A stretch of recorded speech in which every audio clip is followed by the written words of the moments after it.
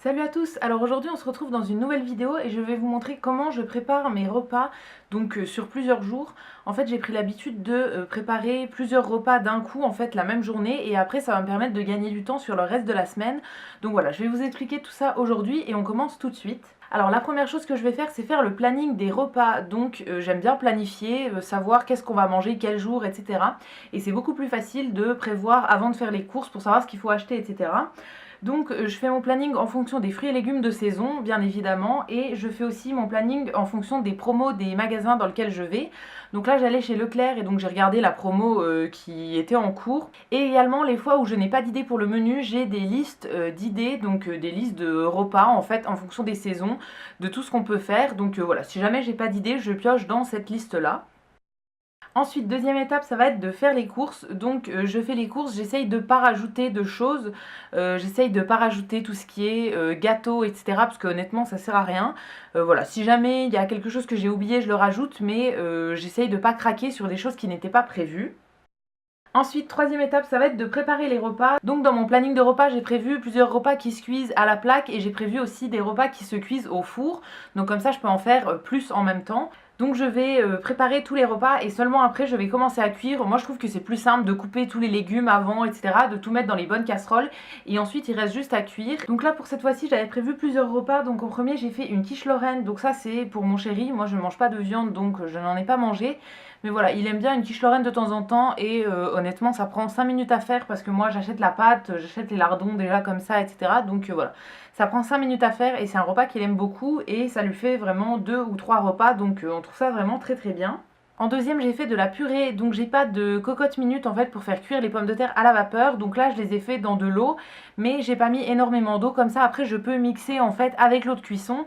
Et j'ai également rajouté un oignon, je trouve que ça donne un très bon goût à la purée. Donc ça c'est le genre de choses que je vais manger avec par exemple une salade de légumes crus, donc que je ferai directement.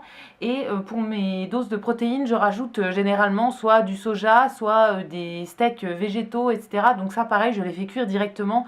Sur le moment en fait je les fais pas d'avance. En troisième, j'ai préparé des tagliatelles aux aubergines. Donc ça c'est un plat qui nécessite 2 casseroles. Donc je fais cuire des tagliatelles à part et je vais faire des aubergines à la poêle tout simplement avec de l'huile d'olive. Et ensuite je vais rajouter à la fin de la cuisson de la moutarde à l'ancienne. Donc c'est quelque chose qu'on aime vraiment beaucoup. Et voilà, je le fais pas souvent mais on aime vraiment bien ce plat. Ensuite, pour le dernier repas, j'ai préparé du blé avec des champignons. Donc ça, pareil, c'est quelque chose que j'aime vraiment beaucoup en ce moment. Mon chéri, un peu moins, parce qu'il n'est pas trop fan des champignons, mais moi, j'adore ça. Donc c'est tout simplement des champignons que je vais faire cuire dans de l'huile d'olive. Et à la fin de la cuisson, je rajoute de la sauce soja. Donc tout simplement, je les arrose de sauce soja juste avant de couper la cuisson.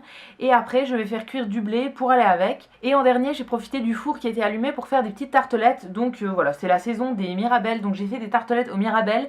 Et j'en ai fait également une avec des myrtilles. Donc je profite toujours d'allumer le four pour faire des petites cuissons comme ça. Voilà, quand j'allume le four, en fait, j'essaye de faire plusieurs choses dans le four. Donc là, j'ai fait cuire ma quiche Lorraine et les tartelettes. Donc voilà, pour essayer de rentabiliser l'allumage du four. Et ensuite je vais passer à toutes les cuissons. Donc je vais commencer par les cuissons qui sont au four et ensuite je vais lancer les cuissons sur la plaque. Donc il y a des cuissons qui se font dans une seule casserole, donc ça c'est plus simple. Et après il y en a où je dois utiliser 2 casseroles, etc. Donc j'essaie de m'organiser en fonction du temps pour que tout soit cuit en le moins de temps possible en fait. Donc voilà, je fais toutes mes cuissons et une fois que c'est fini, on va passer à la dernière étape qui est le stockage. Donc là je vais stocker dans des tupperwares que je vais mettre au frigo. Donc voilà, moi je préfère stocker tous les aliments ensemble en fait, mais vous pouvez très bien préparer des boîtes repas qui seront déjà prêtes, donc avec une portion de féculents, une portion de légumes et une portion de viande ou quoi. Et donc voilà ce que ça donne une fois que tout est stocké. Donc là on en a eu pour 4 jours de repas, donc voilà, ça permet aussi de varier les repas et ça permet voilà, de gagner du temps tout au long de la semaine. Si cette vidéo vous a plu, n'hésitez pas à la liker, à vous abonner, etc. Ça me fera toujours plaisir. Et quant à nous, on se retrouve très vite dans une prochaine vidéo. Et d'ici là, prenez soin de vous. À bientôt!